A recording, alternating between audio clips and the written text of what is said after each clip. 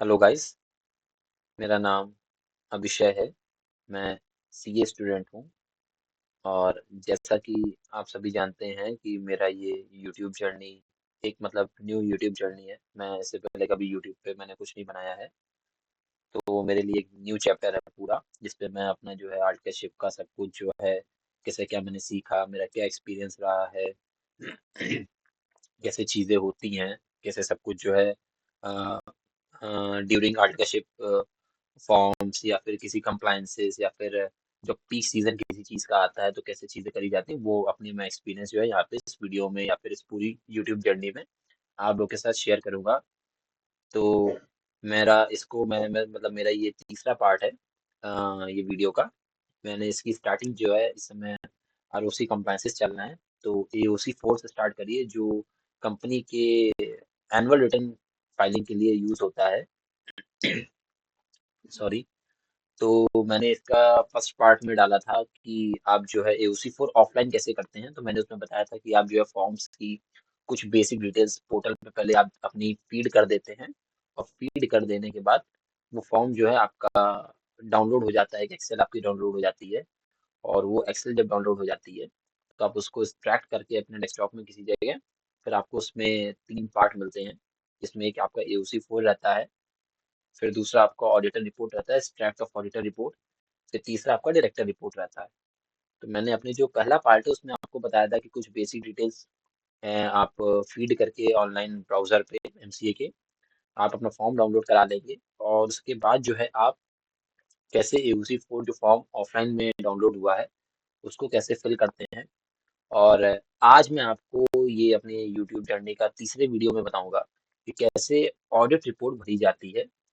Basically audit report जो है, जो आपकी ऑडिट हुआ कंपनी में, ऑडिटर ने किया है, वो एक रिपोर्ट बना करके आपको देता है, जो बीओडी जो है पूरे फाइनेंशियल्स के साथ जो है बोर्ड मीटिंग में रखते हैं सब अपने शेयर होल्डर प्रमोटर के सामने। तो वो ऑडिटर रिपोर्ट जो है आपको अपने सामने रखनी है, आपको मतलब वर्ड फॉर्मेट में या फिर जो है आपके पीडीएफ वर्जन में, जो भी आपने मतलब ऑडिटर ने दी होगी, आप उसी से चीजें जो है इस पे डालोगे। और मैं आज इस पे जो एयूसी फोर का एक्सट्रैक्ट फॉर्म है ऑडिट रिपोर्ट का, इससे मैं पूरा बताऊंगा एक पॉइंट बाय पॉइंट कि कैसे हर चीज का मतलब होता है, कैसे क्या कुछ जो है आपको भरना होता है। तो चलिए मैं आपको ले चलता हूँ फॉर्म वाली स्क्रीन पे कि कैसे क्या फॉर्म का इंटरफेस रहता है, आप कैसे भरोगे।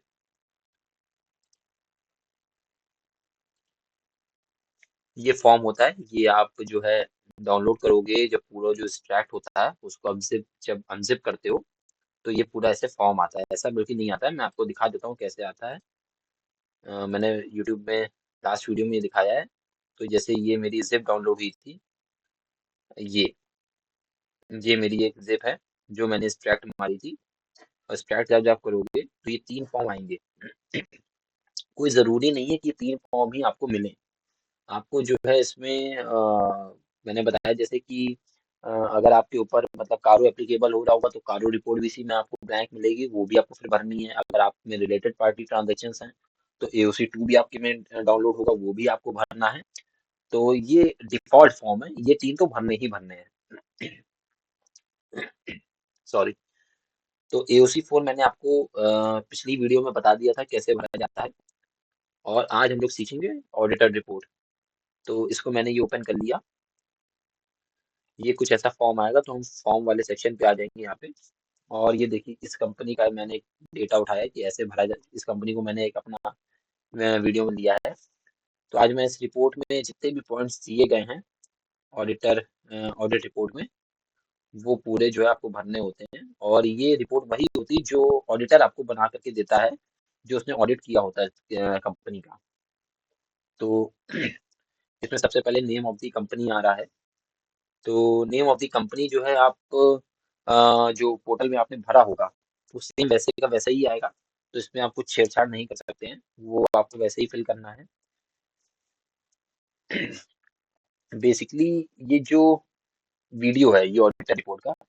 तो आज इस वाली वीडियो में सिर्फ हम खाली ऑडिटेड रिपोर्ट के बारे में सीखेंगे कि ऑडिट रिपोर्ट को मतलब बिल्कुल बेसिक हिंदी लेमे लैंग्वेज में समझाना कैसे ऑडिट रिपोर्ट क्या होती है, कि ऑडिटर क्या चेक करता है, ऑडिट रिपोर्ट पर क्या क्या पॉइंट मतलब आपको रखने होते हैं, कंपनी या डायरेक्टर को क्या-क्या ध्यान रखना चाहिए, ये पूरा ऑडिट रिपोर्ट में सब कुछ रहता है। तो ये नेम ऑफ द कंपनी हो गया, सावरी डेवलपर्स प्राइवेट लिमिटेड जैसे एक है। और फिर आपका ये आ गया पहला point, report of the auditor. तो रिपोर्ट ऑफ द ऑडिटर में ओपिनियन ऑफ द ऑडिटर सबसे पहला पॉइंट हम लोग लेते हैं। तो यहाँ पे मतलब ऑडिटर यहाँ एक तरीके का बताता है कि कंपनी के अकाउंट सही हैं या नहीं।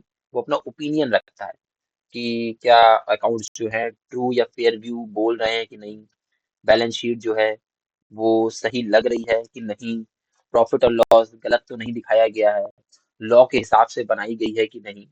ये सब कुछ चीजें ओपिनियन ऑफ द ऑडिटर जो है आप अपना रखेगा ऑडिटर, और वो यहाँ पे आप जो है फीड करोगे। तो इसमें जो आपका ओपिनियन रहता है कि ऑडिटर ने फिर क्या ओपिनियन भी दिया है, क्वालिफिकेशंस क्या रही उसमें, सब पूरी जो ओपिनियन रीजनेबल एश्योरेंस जैसा भी है ओपिनियन जो भी आपके ऑडिट में निकला होगा ऑडिटर ने दिया होगा, वो आपको ओपिनियन यहाँ पे जो मेन ऑडिट रिपोर्ट जो ऑडिटर ने बनाई है वो आपको जो है उसको सामने रखना, उस पे आपको ओपिनियन मिलेगा।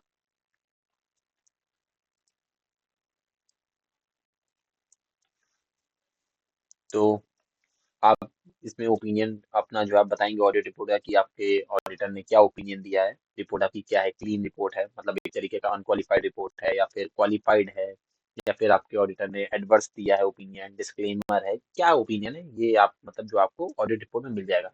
तो ओपिनियन ऑफ द ऑडिटर जो है पहला पॉइंट यही बताता है। फिर हम लोग चलते हैं इसके बेसिस ऑफ ओपिनियन में, कि बेसिस ऑफ ओपिनियन का मतलब क्या रहता है। बेसिस ऑफ ओपिनियन एक तरीके का ये मानिए आप ऑडिट का बेस, मतलब अगर मैं सिंपल लैंग्वेज में बात करूं कि उसमें एक तरीके का ऑडिटर बता रहा होता है कि मैंने लॉ के हिसाब से ऑडिट की है, मैंने आईसीआई के रूल्स को फॉलो किया है, या फिर मैं कंपनी की तरफ से इंडिपेंडेंट हूँ, बाइस नहीं हूँ। तो ये सब चीजें पूरा बेसिस ऑफ ओपिनियन में ऑडिटर रखता है। ये भी डिफॉल्ट लैंग्वेज एक तरीके की होती है जो आपको ऑडिट रिपोर्ट में मिल जाएगी, वो आपको यहाँ पे कॉपी पेस्ट कर देनी है जो भी ऑडिटर ने बनाई है। फिर हम लोग इसके बाद जो है चलते हैं आपके में एम्फेसिस ऑफ मैटर में। एम्फेसिस ऑफ मैटर मतलब एक तरीके का, अगर मैं सिंपल लैंग्वेज में आपकी बात करूँ तो ऑडिटर मतलब किसी इम्पोर्टेंट बात पर ऑडियंस का ध्यान जो है, मतलब एक तरीके के प्रमोटर मेंबर जो भी उसमें वहाँ पे हैं उनका ध्यान खींचता है एम्फेसिस ऑफ मैटर में। मतलब इसका एक तरीके का मतलब आप ये समझ लीजिए कि अकाउंट्स गलत नहीं है, अकाउंट सही है। ये एक तरीके की मैं आपको कैसे समझाऊं, वार्निंग लाइट है जैसा होता है, मतलब एक तरीके का फेलियर नहीं है, एक तरीके की वार्निंग लाइट है कि आपको इस मैटर पे ज्यादा जो है गौर से पढ़ना है। इसका ये मतलब नहीं है कि मतलब आपके जो है ऑडिटर मतलब जो है जो ऑडिट है वो गलत हुआ, वो कुछ पॉइंट्स होते हैं जो ऑडिटर जो है मतलब रिपोर्ट्स में आपकी मेंशन है, आपकी मतलब बैलेंस शीट में वो फिगर सब कुछ मेंशन है, बट वो उस पार्ट को और स्पॉटलाइट में दिखाना चाहता है एक तरीके का। कि मतलब इम्पोर्टेंट मतलब आपकी कोई भी बात जो बहुत इंपॉर्टेंट है वो नोट्स में या फिर अकाउंट में ऑलरेडी मेंशन है, और ऑडिटर चाहता है कि इस पॉइंट को इग्नोर ना करे प्रमोटर या फिर पब्लिक है, वो उस पॉइंट को मतलब गौर से पढ़े। तो इम्फेसिस ऑफ मैटर मेरा ये कहता है, तो आपका जो भी अगर इम्फेसिस ऑफ मैटर ऑडिटर ने निकाल रखा हो वो आपको मतलब यहाँ पे बताना है। जैसे अगर मैं इम्फेसिस ऑफ मैटर की अगर आपकी एग्जांपल लूँ कि जैसे कोर्ट केस है, फॉर एग्जांपल मैं लेता हूँ कि कंपनी का कोई कोर्ट केस चल रहा है, और रिपोर्ट मतलब जो नोट्स टू अकाउंट्स हैं या फिर जो भी है उसमें वो डिस्क्लोज है अमाउंट, बट ऑडिटर मतलब बोल रहा है कि इस केस पर ज्यादा ध्यान रखना चाहिए, मतलब ईओएम इसमें जो है इम्फेसिस ऑफ मैटर लगेगा कि मतलब रिपोर्ट में भी वो डिस्क्लोज है, अकाउंट्स में मतलब वो डिस्क्लोज है वो पॉइंट, बट ऑडिटर ने उसको जो यहाँ मेंशन किया कि ये जो है आपको इस मुद्दे को गौर से पढ़ना है, तो उस तरीके का। या फिर सॉरी, अगर मैं कह दूं कि कोविड इम्पैक्ट जैसे हुआ, एक अगर मैं एग्जांपल ले लूं और कि कोविड की वजह से जैसे आपका बिजनेस इफेक्ट हुआ, और वो जो है उस चीजों का इम्पैक्ट जो है आपके नोट्स जो नोट्स टू अकाउंट उस पर दिख रहा है, और वो उस इम्पैक्ट को मतलब और जगह भी मतलब यहाँ इम्फेसिस ऑफ मैटर में दिखाएगा कि उस इम्पैक्ट की ये पर्टिकुलर पॉइंट को आप गौर से पढ़िएगा, इस पे क्या मतलब आपका वो हो सकता है, ओपिनियन उसको रखना चाहता है वो। तो वो कुछ मुद्दों को जो है जो बहुत इंपॉर्टेंट होंगे वो यहाँ पे इम्फेसिस ऑफ मैटर में यहाँ पे वो रखेगा। ये ना और मतलब एक सिंपल लैंग्वेज में अगर आपके सामने रखूँ, एम्फेसिस ऑफ मैटर्स का मतलब ये नहीं है, जैसे आपको मैंने बताया कि ऑडिट फेल हो गया है। ऑडिटर बस एक इम्पोर्टेंट बात पर स्पॉटलाइट डालता है। ये बस इतना याद रखिए कि इस रिपोर्ट में एम्फेसिस ऑफ मैटर जो है, इस वाली रिपोर्ट में मेरे जैसे नहीं है, जो भी आपकी रिपोर्ट में अगर होगा, तो आप यहाँ डालोगे। फिर की ऑडिट मैटर्स की अगर मैं बात करूँ, तो की ऑडिट मैटर्स में आपका अकाउंट्स या फाइनेंस ही मतलब आपका जो है हो रहा होगा ज़्यादातर। मेरे में तो जैसे इसका अकाउंट्स या फाइनेंस हो रहा है। अ, जो एक ऑडिटर जो है सबको मतलब जो है लिखना चाहता है कि क्या मेंशन वो कर रहा है या फिर वो किस चीज़ को चेक कर रहा है, तो अकाउंट्स और फाइनेंस को भी वो चेक कर रहा होता है। तो की ऑडिट मैटर्स में आप अकाउंट्स एंड फाइनेंस खाली डाल सकते हो। फिर अगर आपकी अगर कोई अदर अदर इन्फॉर्मेशन हो इस रिपोर्ट्स के अलावा, जो आपको लग रहा हो कि डिस्क्राइब करनी या फिर डिस्क्लोज करनी ज़रूरी है, वो आप यहाँ पे मेंशन करोगे। तो ओपिनियन ऑफ ऑडिटर में जैसे मैं आपको फिर से एक बार मतलब एक तरीके का रिमाइंड करता हूँ कि ओपिनियन ऑफ ऑडिटर एक तरीके का, जो ऑडिटर का ओपिनियन क्या है, क्या बेस पे ऑडिट हुआ है और ऑडिट पे क्या आपकी और ऑडिटर ने क्वालिफिकेशंस रखी हैं, सॉरी, ऑडिटर ने क्या ओपिनियन रखा है, कि क्या वो क्वालिफाइड ओपिनियन है, क्या वो एडवर्स है, अनमोडिफाइड है, क्या ओपिनियन है आपको ऑडिट में निकला है, वो यहाँ पे आप अपना ऑडिटर जो बना करके रखेगा। और वो यहाँ आपको जो है ऑडिट रिपोर्ट है वो कॉपी पेस्ट कर देना है। फिर बेसिस ऑफ ओपिनियन एक तरीके का आपका हो गया कि ऑडिट का बेस। ऑडिटर इसमें मतलब जो है वो पूरी डिफॉल्ट लाइन पूरी होती है कि लॉ के हिसाब से सब कुछ मतलब ऑडिट की गई है, आईसीआई के रूल्स को फॉलो किया गया है। कंपनी में डायरेक्टर बाइज मतलब बाइज नहीं है, इंडिपेंडेंट ऑडिट हुआ है पूरा, एक तरीके ऑडिटर जो है इंडिपेंडेंट है।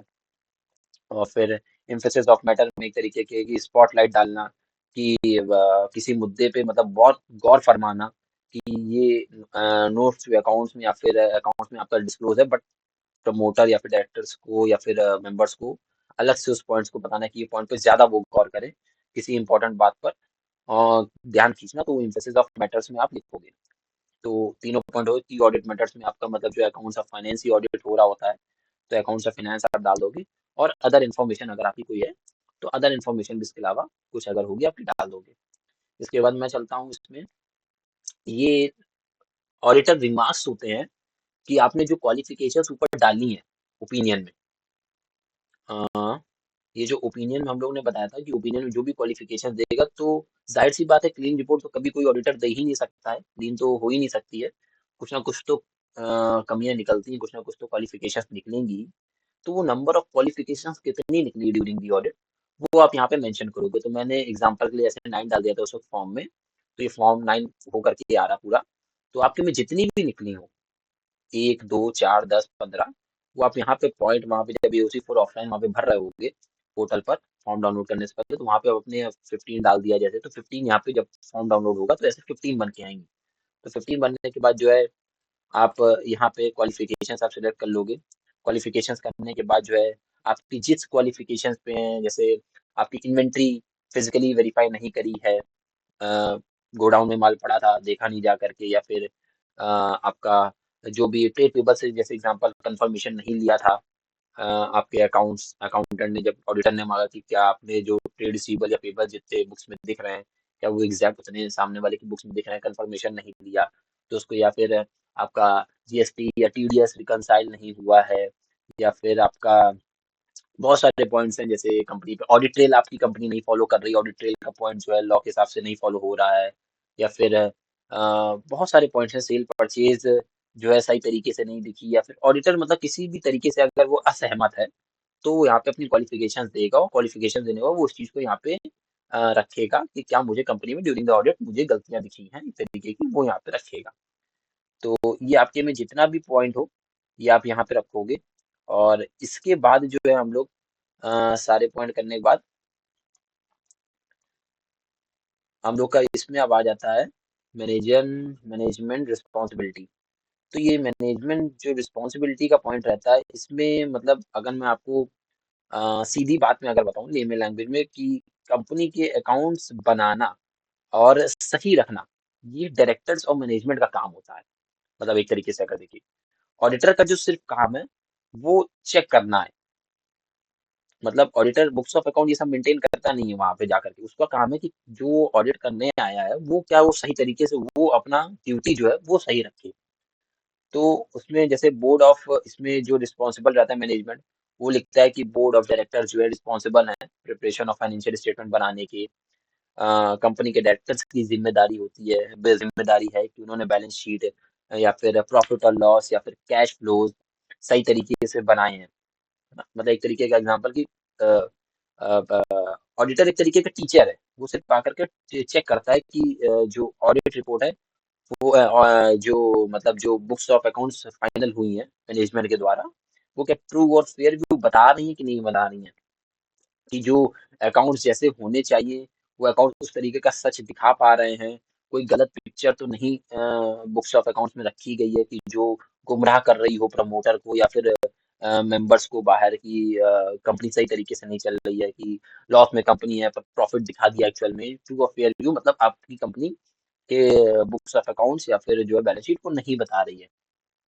या फिर जैसे इसमें मैनेजमेंट की जिम्मेदारी एक तरीके की रहती है कि वो अकाउंटिंग स्टैंडर्ड फॉलो कर रहे हैं कि नहीं कर रहे हैं, जो अकाउंटिंग रूल्स हैं इंड एएस एएस या फिर कंपनीज एक्ट पे जो कंपनीज एक्ट के द्वारा कंपनी पे लग रहे हैं वो फॉलो कर रहे हैं नहीं कर रहे हैं। जैसे होता है कि डेप्रिसिएशन अपनी मर्जी से नहीं कर रहे हैं, रूल के हिसाब से क्या कर रहे हैं, कुछ भी अगर है वो सब मैनेजमेंट जो है मैनेजमेंट की रिस्पॉन्सिबिलिटी रहती है वो सब पूरा डिस्क्लोज करे।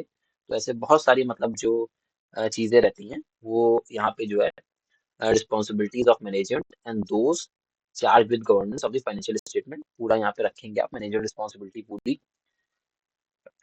इसके बाद हमारा जो आ जाता है इसमें ऑडिटर रिस्पॉन्सिबिलिटी आ जाती है कि जो ऑडिटर है उसकी क्या रिस्पॉन्सिबिलिटी रहती है, हम लोग उसको देखेंगे। तो अगर मैं ऑडिटर रिपोर्ट का ये ऑडिटर रिस्पॉन्सिबिलिटी के बारे में बताऊं, मतलब जैसा मैंने आपको बताया कि ऑडिटर का जो काम होता है वो अकाउंट्स बनाना नहीं है। ऑडिटर का काम है चेक करना और ओपिनियन देना उस पे कि क्या बुक्स ऑफ अकाउंट कैसे क्या सही है कि नहीं है। तो आपका जो मतलब जैसे रहता है कि रीजनेबल एश्योरेंस लिखा है कि मतलब रिपोर्ट में लिखता है कि reasonable assurance obtain reasonable assurance. तो मतलब एक तरीके का कि वो 100% गारंटी नहीं दे रहा है, नहीं देता है कि बस इतना बोलना कि मुझे रीजनेबल लेवल तक सब सही लग रहा है, क्योंकि 100% तो मतलब कोई श्योरिटी हो ही नहीं सकती है, हर चीज तो परफेक्ट हो ही नहीं सकती है। तो हम लोग सिर्फ खाली एक पूरी रीजनेबल चेकिंग तक देखते हैं कि हाँ कोई भी चीजें मतलब जो हम लोग से माइनर पॉइंट छूटे ना। बट पूरी तरीके से ऑडिट जो है ऑडिटर भी नहीं कर पाता है, क्योंकि कहीं ना कहीं अगर कोई फ्रॉड लाइक कर रहा है तो मैनेजमेंट उसको जो है छुपाने की पूरी कोशिश करता है। तो ऑडिटर कभी भी ट्रू और फेयर व्यू मतलब जो बताता है हमारा अकाउंट्स, बट एक्चुअल में क्या वो है उसको कभी भी ऑडिटर जो है चेक नहीं पूरा कर सकता। मतलब एक तरीके का अगर मेरी आपको बात को समझ पा रहे हो, है ना, कि फ्रॉड है या एरर है, कुछ भी है, दोनों मतलब चेक होते हैं एक तरीके के कि ऑडिटर ये देखता है कि अगर बताओ कि गलती से हुई मिस्टेक है, मतलब जो मिस्टेक है वो क्या गलती से हुई है या फिर जानबूझकर किया गया फ्रॉड है ना, कि अगर जैसे कि कैलकुलेशन मिस्टेक एक तरीके की एरर रहती है, बट जान के प्रॉफिट बढ़ा देना, कि या फिर जान के मतलब जो है उसका लॉस बहुत कम कर देना, ये एक तरीके का फ्रॉड है। तो ऑडिटर की रिस्पॉन्सिबिलिटी क्या क्या चेक करने की रहती है वो इसमें ऑडिटर रिस्पॉन्सिबिलिटी में पूरा वो यहाँ पे मेंशन करेगा कि सॉरी कि मटेरियल मिस स्टेटमेंट है कि नहीं, कि ऑडिटर जो है बड़ी बड़ी गलतियां मतलब देखे बड़े बड़े की कोई मतलब ऐसा तो नहीं कि मटेरियल मिस स्टेटमेंट हो कि बहुत बड़ी गलती हो ऑडिटर से छूट रही हो, छोटे छोटे पे वो गौर कर रहा है, बड़ी बड़ी गलती को उसने देखे नहीं, वो बड़ी जगह फ्रॉड लाई कर रहा था। तो ऑडिटर जो है बड़ी बड़ी मतलब जो है ट्रांजेक्शन्स को देखता है या फिर बड़ी बड़ी जो सब कुछ रहता है कि फिगर्स जो एक तरीके की अगर मैं बोलूँ उसको चेक करना कि हम 500 की फिगर में उलझे और जो फ्रॉड लाई कर रहा था वो 5 लाख की फिगर में लाई कर रहा था।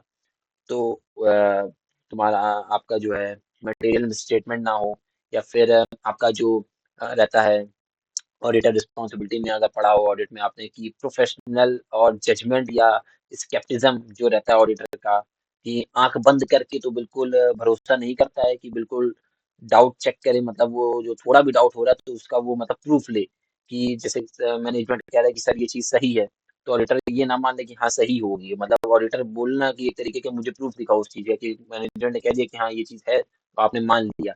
उस तरीके के नहीं है, मतलब आँख बंद करके भरोसा नहीं करना है। वो सब पॉइंट्स यहाँ पे आपको जो ऑडिटर रिस्पॉन्सिबिलिटी जितनी भी रहती है रिस्क असेसमेंट की, मतलब ऑडिटर पहले सोचता है कि सबसे ज़्यादा गलती कहाँ हो सकती है। बहुत ऐसे पॉइंट्स जो रहते हैं कि जहाँ तक मुझे याद आ रहा है कि मैंने आपको बताने की कोशिश करी कि ये पॉइंट्स ऐसे सब पूरा जो है आती है ऑडिटर रिस्पॉन्सिबिलिटीज में। तो वो यहाँ पे ऑडिटर जो है अपनी ऑडिट रिपोर्ट्स में मेंशन कर देता है कि कैसे क्या है। वो यहाँ पे आपको यहाँ पे लिखने होते हैं जो भी ऑडिट रिपोर्ट उसने बनाई है। ठीक है, फिर जो है रिस्पॉन्सिबिलिटीज मैंने आपको बता दिया। अब इसके बाद मैं चलता हूँ आपके अगले पॉइंट पे। ऑडिटर रिस्पॉन्सिबिलिटी के बाद आ गया अदर डिटेल्स में। तो अदर डिटेल्स को अब हम लोग देखते हैं कि other details state of matters as per rule 11 of the companies act. इसका एक तरीके का अगर मैं आपको बताऊं कि rule 11 other matters companies act के हिसाब से मतलब एक अगर मैं आपको बताऊं कि ये 3 पॉइंट्स के बारे में बेसिकली, अगर मैं आपको लेमे लैंग्वेज बोलूं कि 3 पॉइंट्स के बारे में बेसिकली ये बात करता है। जैसे पहला पॉइंट आपका हो गया पेंडिंग जो लिटिगेशंस होते हैं, कोर्ट केसेस, एक तरीके का अगर मैं सिंपल लैंग्वेज में बोलूँ, वो एक जैसे पॉइंट हो गया। या फिर दूसरा पॉइंट हो गया आपका लॉन्ग टर्म कॉन्ट्रैक्ट्स या फिर डेरिवेटिव लॉस।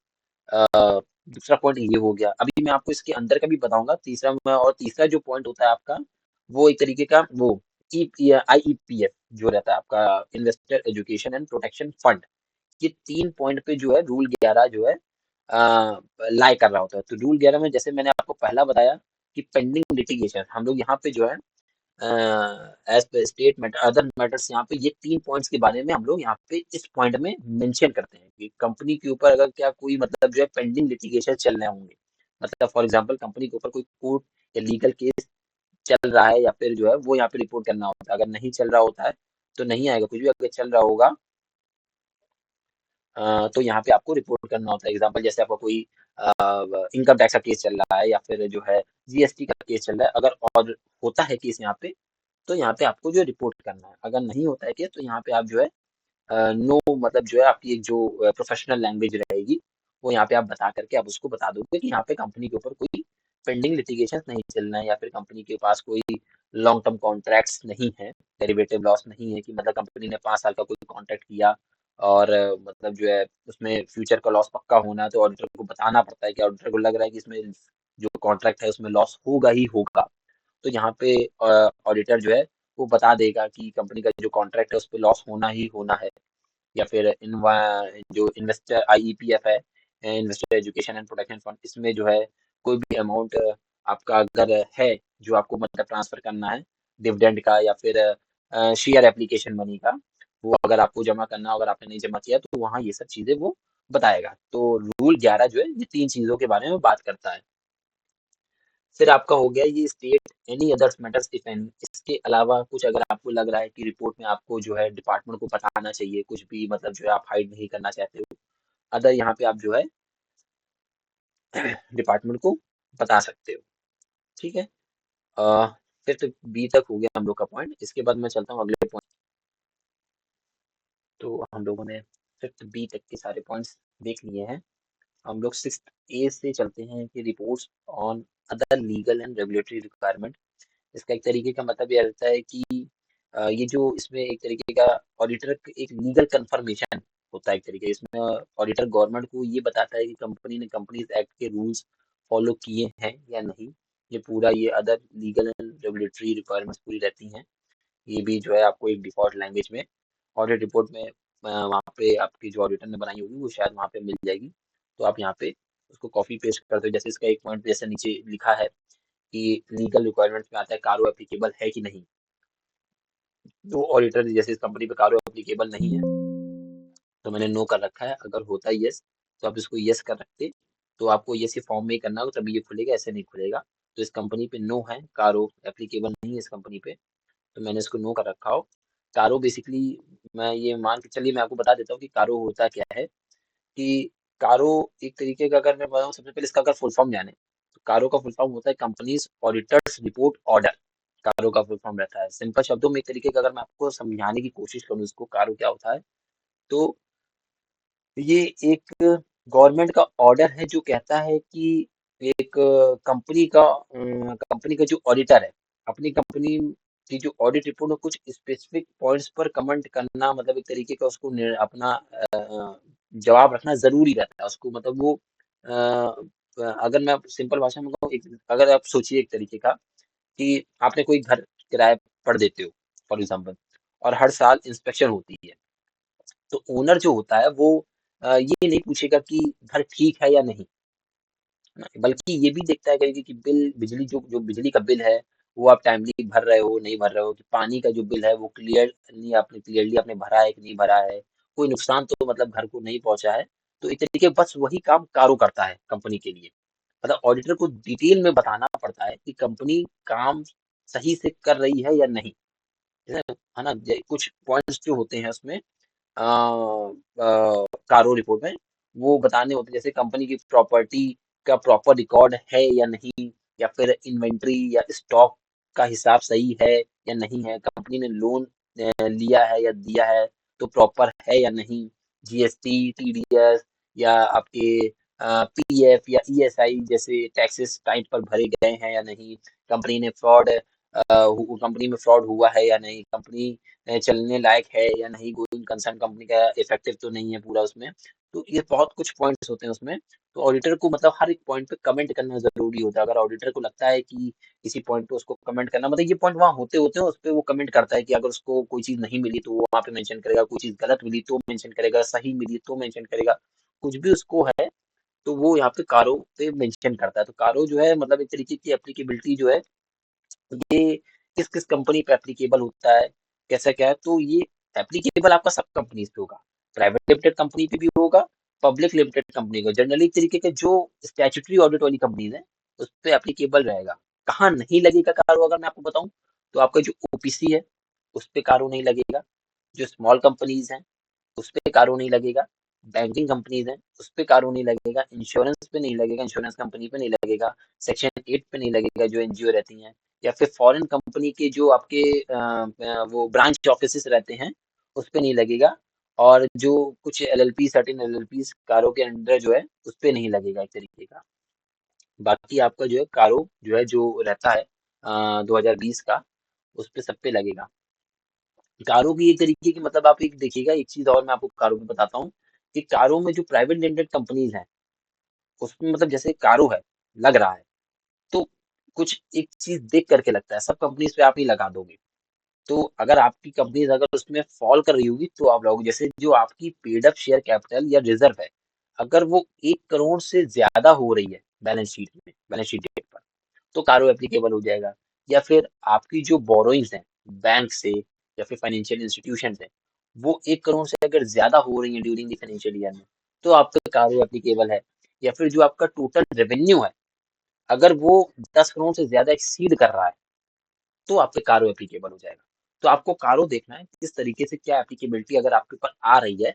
होता सब कंपनीज पे एप्लीकेबल है, बट आपको ये पॉइंट्स चेक करने हैं। अगर आप बैलेंस शीट डेट पे ये पॉइंट्स आप में, मतलब जो अगर आप लाइक कर रहे हो तीनों में से किसी एक भी आपके ऊपर फॉल कर जाता है, तो आपके ऊपर कारो एप्लीकेबल हो जाएगा। और कारो में सिर्फ बेसिकली आपको जो क्या करता है ऑडिटर, कुछ जो स्पेसिफिक पॉइंट्स उसमें दिए रहते हैं उस पर उसको कमेंट करना जरूरी रहता है। तो ये मैंने आपको कारो के ऊपर बताया। फिर reporting on internal financial controls, अगर ऑडिटर को लग रहा होता है कि कुछ फाइनेंशियल कंट्रोल्स में, मतलब अगर कुछ उसको बताना जरूरी रहता है, तो यहाँ पे वो बताता है। तो ये सारे पॉइंट्स जो रहते हैं एक तरीके के, मैंने आपको एक पॉइंट बाय पॉइंट समझाया सब कुछ, कि कैसे क्या ऑडिट रिपोर्ट बनाया जाता है और सबका क्या क्या मतलब होता है। वो सब आपको जो है आप यहाँ रखोगे, ये क्वालिफिकेशंस का रहता है, ये पूरी मेन पॉइंट है, ये आपको भरना पड़ेगा उसका, कि क्या क्या क्वालिफिकेशन ड्यूरिंग द ऑडिट आपकी निकली।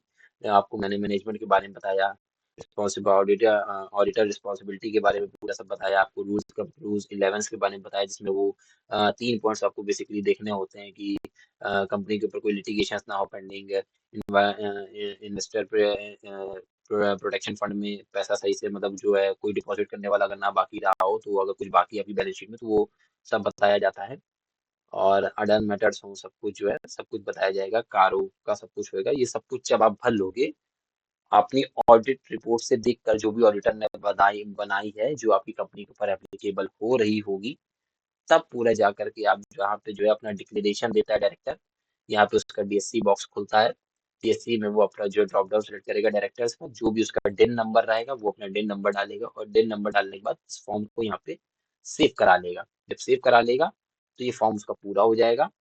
और इसी तरीके से हम लोग जो है डायरेक्टर रिपोर्ट भरते हैं। तो हम लोग जो नेक्स्ट वीडियो में देखेंगे, मैं आपको पॉइंट बाय पॉइंट उसका भी समझाऊंगा कि डायरेक्टर रिपोर्ट कैसे भरी जाती है। उसमें जो है आपके ये जो क्वालिफिकेशंस ऑडिटर ने ऑडिट रिपोर्ट में दिए होते हैं, तो डायरेक्टर रिपोर्ट में डायरेक्टर जो रहते हैं उन पॉइंट्स को पढ़ करके कंपनी ने जो ये गलतियां की हैं उसको सुधार करने का वो वहां पे अपने वो राय मतलब अपने कमेंट्स रखते हैं। तो हम लोग डायरेक्टर रिपोर्ट से सीखेंगे पॉइंट बाय पॉइंट कि डायरेक्टर रिपोर्ट में क्या पॉइंट होते हैं, कैसे क्या डायरेक्टर रिपोर्ट कहती है, और कैसे हमें डायरेक्टर रिपोर्ट को भरना चाहिए। हालांकि जो लास्ट ईयर तक एओसी 4 जाते थे या फिर एमजीटी 7A जाते थे या 7 जाते थे, तो वो ऑफलाइन वर्जन में हम लोग फॉर्म डाउनलोड करके और डायरेक्टर रिपोर्ट और ऑडिटर रिपोर्ट अटैचमेंट लगा देते थे और फॉर्म भर के अपलोड कर देते थे। बट अब इसमें जो है पूरा आपको फिल करना होता है कि आप जो भी हो आप यहाँ पे फिल करिए, और ये चीज जो है आपको अटैचमेंट में भी लगानी है। आपने जो ऑडिट रिपोर्ट बनाई है वो अटैचमेंट भी लगानी होती है, और यहाँ पे आपको फिल भी करना होता है। तो नेक्स्ट वीडियो में हम लोग देखेंगे कि डायरेक्टर रिपोर्ट कैसे भरते हैं। तब तक के लिए सी यू, गुड नाइट।